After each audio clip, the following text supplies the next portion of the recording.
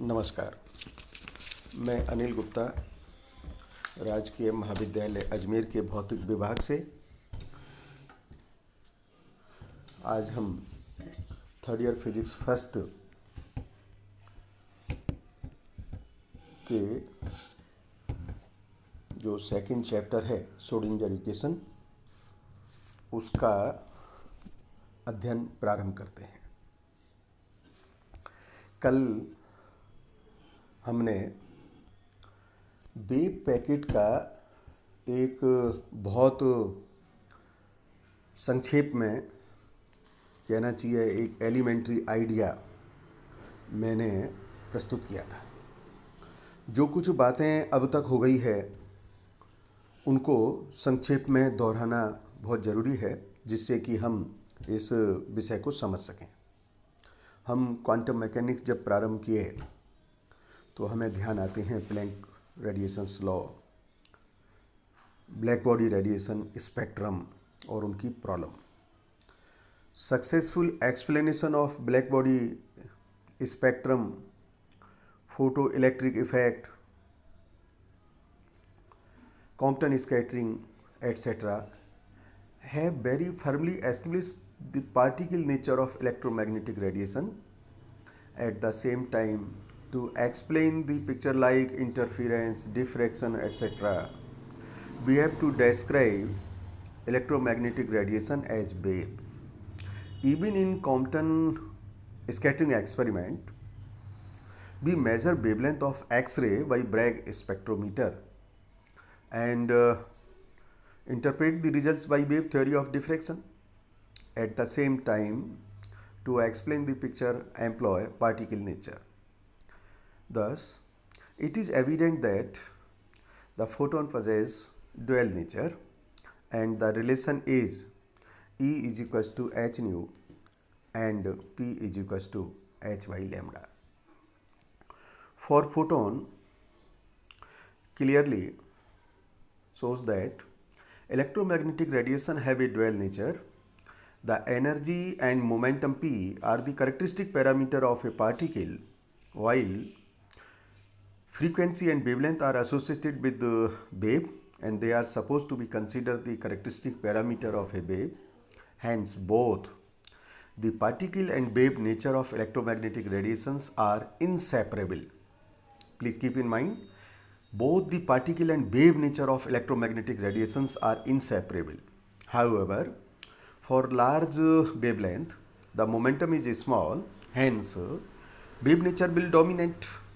And similarly, particle nature is more evident for electromagnetic radiations having small wavelength.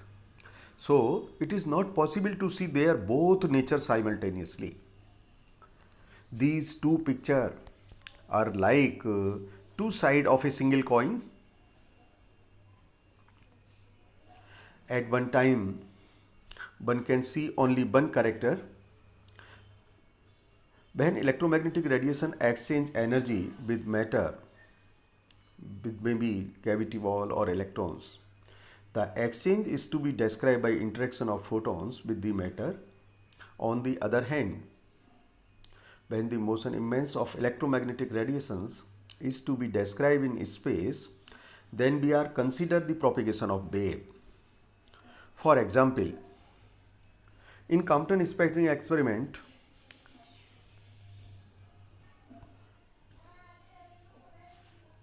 X-rays waves travel in space, but at the instant of their interaction with an electron, energy equal to h nu is converted into photon which behave like a particle. The process of the localization of wave on their interaction with matter is not fully understood. So we can only say that this is the way in which nature works. And keep in mind, nature loves symmetry. These are three words which motivated de Broglie for his de Broglie hypothesis. Austrian theoretical physicist Erwin Schrödinger was very much influenced by the matter wave particle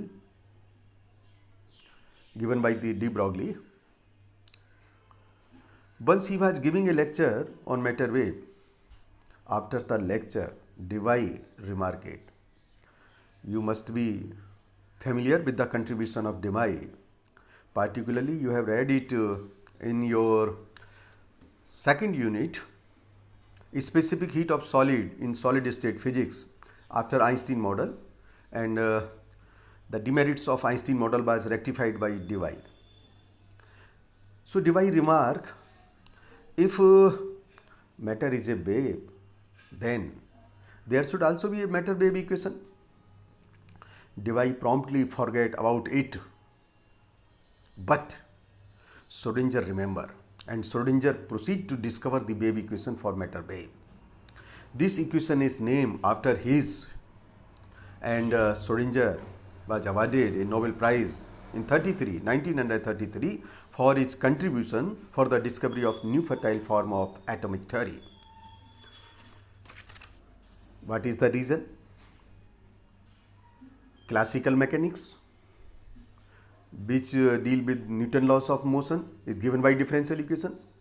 For mechanical wave, again we consider differential equation, and as far as electromagnetic wave, we again require a differential equation. So all satisfy differential equation, and it is also expected and assumed that matter wave should also satisfy differential equation. This is the logic behind the Debye remark. Schrodinger equation is one of the most successful equation of this quantum mechanics because it predict results which can be verified experimentally also.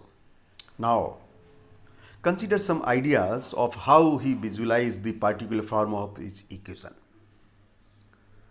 He thought for this differential equation, it must be consistent with the number 1, de Broglie relation, number 2, Planck formula, number 3, Planck formula, nu is E equals to h nu or E equals to h cross omega. It should also satisfy this relation. And third, total energy of the system must be given by the kinetic energy plus potential energy. Therefore, E is equals to P square by 2m plus Bx for all x and t, where potential energy is supposed to be a function of space and time coordinate. Schrodinger equation must be linear in x and t. That is, if psi1 x and psi2 x are two solutions of the Schrodinger equation for a given potential energy, then their linear combination. Then their linear combination psi1 and psi2, that is c1 psi1 plus c2 psi2, which c1 and c2 are arbitrary constants, must also be a solution of the same Schrodinger equation. This linearity is required. This linearity is required so that two waves may be added to produce interference picture. If the linearity property is to be satisfied, the Schrodinger equation must be of the degree 1. That is, wave function and its derivative appearing in it should only be of the first power.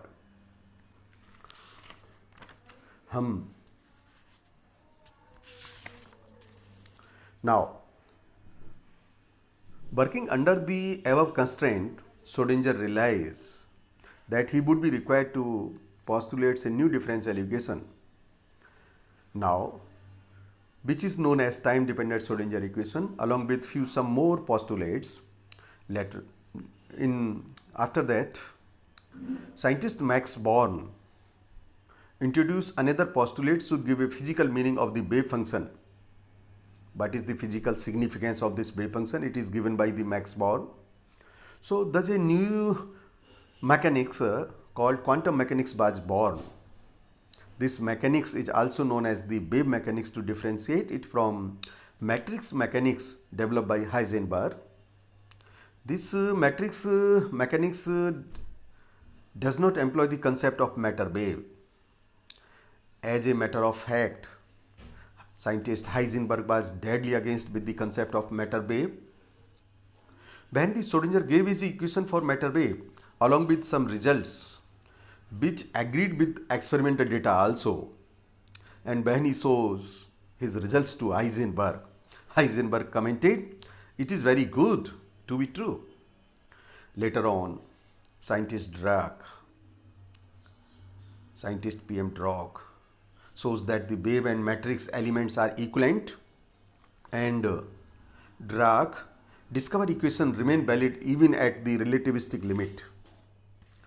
So now, using de Broglie relation, Planck relations in equation third, so relations become h cross omega is equals to k square h cross square k square by 2m plus bxt. Now, consider a simple situation in which potential energy is constant. Keep in mind, force acting on a particle which lead potential energy to be a function of position as well as with time. But in our syllabus, or we would like to restrict ourselves for the constant potential energy, in which it is not a function of space and time coordinate. In quantum mechanics, every particle of a system is represented by wave function, which is a function of coordinate of space and time, and this wave function determine all that can be known about the system it represents. If we consider a particle to be photon, then it will have a fixed wavelength and frequency as described by equation number 1 and 2, and the wave function given by the electromagnetic theory as consistent as parallel. So let me write psi x2 is equals to a e to the power I kx minus omega t. First derivative d psi by dt gives this result, and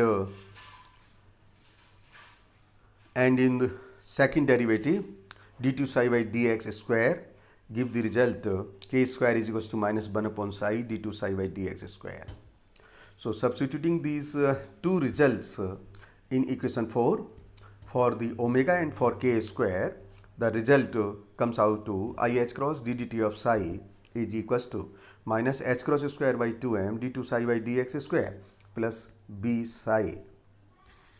This above equation has been obtained for a special case of constant potential energy. However, Schrodinger made a very bold statement and postulated that this form of equation number 5 does not change even for a particle mass m moving in potential energy which varies with x and t. Hence, for mass m and potential bxt, Schrodinger equation given by equation number 5 is generalized in this form I h cross d dt of psi minus h cross square by 2m d2 psi by dx square plus bx and psi xt. This Schrodinger equation is unlike any wave equation. Please remember the wave equation, which is d2 psi by dt square is gamma square d2 psi by dx square, double derivative with respect to x and t, but Schrodinger equations contain only first derivative with respect to time and second derivative with respect to space only.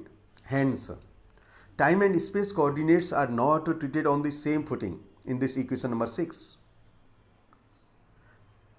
And remember, this equation does not remain corrected in the relativistic domain. Hence, it is a non-relativistic time-dependent Schrodinger equation. Scientist Dirac gave a correct equation which was valid, which remained valid even at the relativistic limit. Thank you.